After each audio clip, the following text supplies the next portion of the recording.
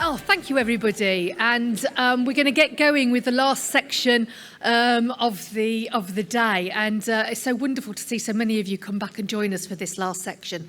So I'm just here to introduce my fabulous colleague, Fraser Batty, nearly forgot his name, who I've worked with for, quite a few years now. Fraser's going to close the session and say thank you to everybody. So I'll hand you over to Fraser.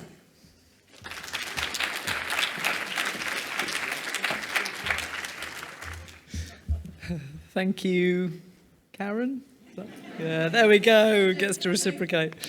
Thank you, everyone. Thanks for coming back as well. I mean, I know the end of a conference is where your mind is turning to the train or whatever it is that you're using to get home. I've had a wonderful 2 days. I mean, I know that's not why everyone's here. I know that's not why we did this, but it's a very happy byproduct from my perspective. And I hope you've also had a wonderful conference, and I hope you've enjoyed it and gained something from it. I'm just going to say a few things. I'm not going to spend very long saying it. Just to close things out and just to summarise a few thoughts, really.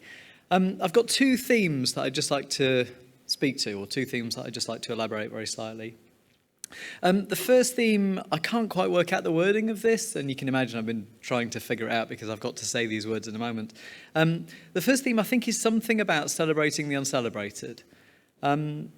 As a community, analysts don't feel to me to be a celebrated profession, and I think one thing that we're trying to do with HACA is to celebrate the uncelebrated and also to treat the untreated. You know, you don't always feel like a loved and admired and treated and cared for profession. And so I feel like that's something we're trying to do that with HACA. We're trying to give you a couple of days that help to celebrate the uncelebrated. I just want to elaborate on that theme, first of all, by just saying a little bit about where we started from. The conference that we ran last year, HACA 2023,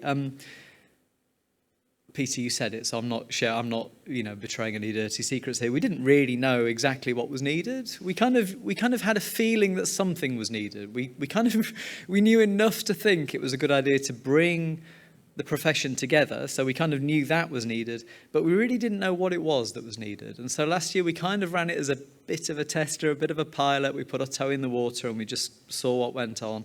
And in honesty, we were completely blown away by how well it went and by how well it was received, and also by the fact that we managed to run an event that didn't fall over. I think that kind of surprised loads of us. It then meant that this year we weren't naive. It meant that this year we knew a load of things on the way into organising this event. We knew, first of all, it had to be bigger, and it has been bigger. I'm not going to use numbers because I'm about to use them with an audience that knows them. But it's been a quantum bigger. It's been much bigger this time around. We also knew it had to be diverse. I feel like last year we kind of, in some ways, we hit our audience, which is an NHS analyst audience. This year, it feels to me like we've expanded out nicely. We've got into other sectors. We've got a better diversity of method and of technique and of focus and of content. So I feel like we've also hit that one. And we also knew that the content had to be really high grade. We knew we had to be giving an audience that thrives in good technical content, good stuff, high grade material, and the quality of the abstracts that we got around this time was just spot on. So I feel like we hit that. And then we also knew from the feedback last time how important it was to give networking opportunities, and so we designed all of that in, including harrying poor people with bells and with cards and with some sort of random selection of instruction, because we knew it was important, and I hope you feel like we've hit that. There's also something about celebrating the uncelebrated and treating the untreated that is just the practicalities of making this happen. There have been several people that haven't been able to be with us today. I'm not announcing Chris's death, by the way. There's several people who've not been with us today. I realised doing that. Chris basically buried himself last year to get HACA going. I mean, he went further than you would ordinarily think someone should be going in professional life to put their shoulder in, to get stuff up and going. And honestly, you probably saw him, he closed the event last time. He was pretty emotional at sort of how well it went. This time around, Chris has got COVID, so he does the same thing. This time he's surrounded by more competent people, he gets a lot of help. but he has still put a lot into this conference. And he would be doing this, but he has COVID, so he isn't. He sent us a message, though, so I'm just going to go quiet for 2 seconds and you can read it.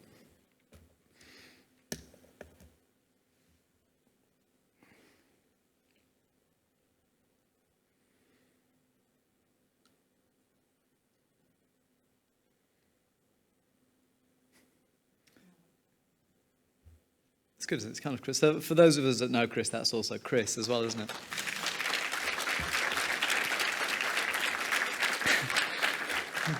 I do honestly feel like I've just announced his death. We've just had a minute's silence. I assume as well. I hope he's okay. I mean, if he's died now, I'm going to feel awful. Yeah.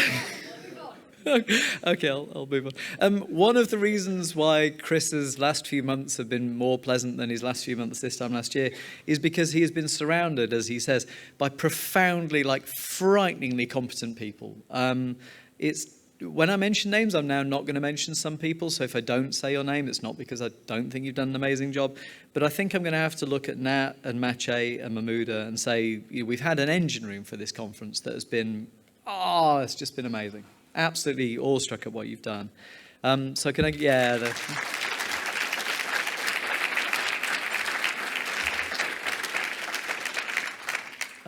and I also, the quality of what's been done, the chairing has been good, the room leads have been excellent, the venue staff have been so good. So stumbling across to someone, mic me up, help me, you get nothing but care and support and attention and all of that. So can we also give the venue staff...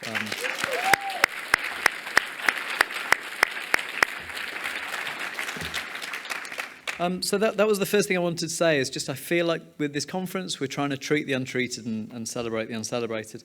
The second theme I wanted to just talk about came up very early on in the first two keynotes. Andrew Dilnott and Anita Charlesworth both touched on it, which was about speaking truth to power. Peter also talked about it this morning.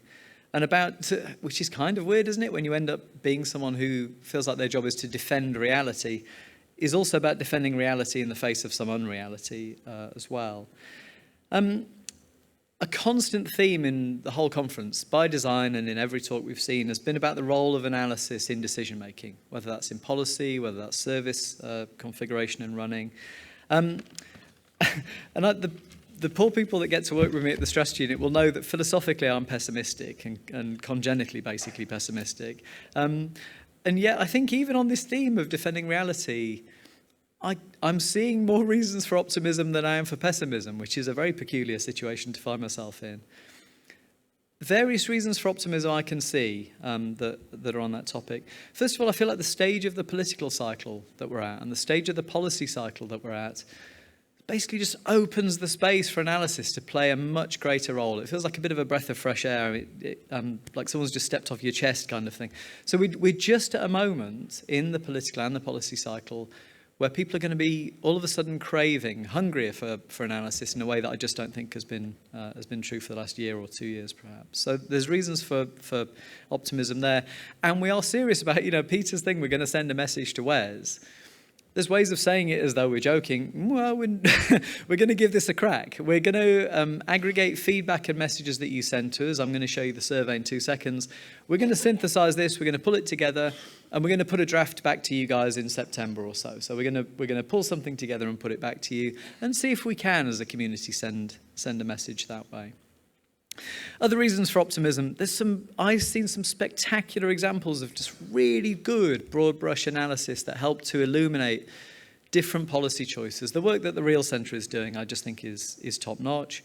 It seems to me, again, through the keynotes, the infrastructure and people engaged in pulling together data sources that analysts can use, linking things, making it available to them, making it free for them. Again, that just seems to be incredibly valuable. And then obviously, being here at HACA, it just feels to me like what we're hearing, what we're picking up and what we're seeing is a sort of community and a network of people engaged in this profession who see the value in it and who want to come together and push it on. So I think there's reasons for optimism there. The final thing I want to say on this theme of sort of defending reality, I hope I managed to express this well, and people will forgive me if I don't. In as a design principle, in the first HACA event that we did, we decided we wouldn't take commercial sponsorship. And that brings its own set of headaches. So the difficulty of getting funding together, the difficulty of making this work, Peter has exerted some extraordinary and creative efforts to make this happen. It gives you headaches, but with those headaches, you are buying good quality content. So those of you that have been to commercially sponsored conferences recently, and I went to the HFMA's one, you know you're required to sit through infomercials as the price. You know you're the product, and you know that you can suspect an enormous amount of the stuff that you're about to see because it comes with a set of commercial incentives. And you haven't had that. You've had all of the time here just free of suspecting why people are saying what they're saying because you don't think there's a commercial motivation. So I think as part of the defense of reality, however we think about that, there's something important in that principle, and the headaches that it's brought us perhaps are worth bearing. So that was the second theme I wanted to talk about. I mean, just to round it out very slightly,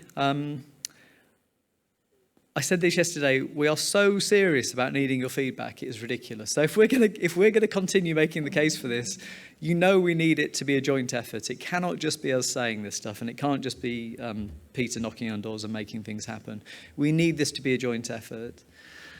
So the way I'd sort of summarize it then, we had HACA last year, and we did it knowing that something was needed, but we didn't know what that was.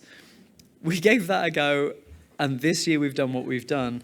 I feel like we've got a very, very clear sense about what good looks like, and a very, very clear sense of what we can build upon and encourage and make better. And so the final thing I want to end with is kind of a plea to sort of join us in making the next one bigger, better, more spectacular, more full of great content. And we do very seriously need your help to make that happen. So I'd invite you to join us in helping to make that happen. And then the final thing is just have good trips back. Have good trips home. So have good, safe journeys home, and I hope you've enjoyed HACA. Thank you.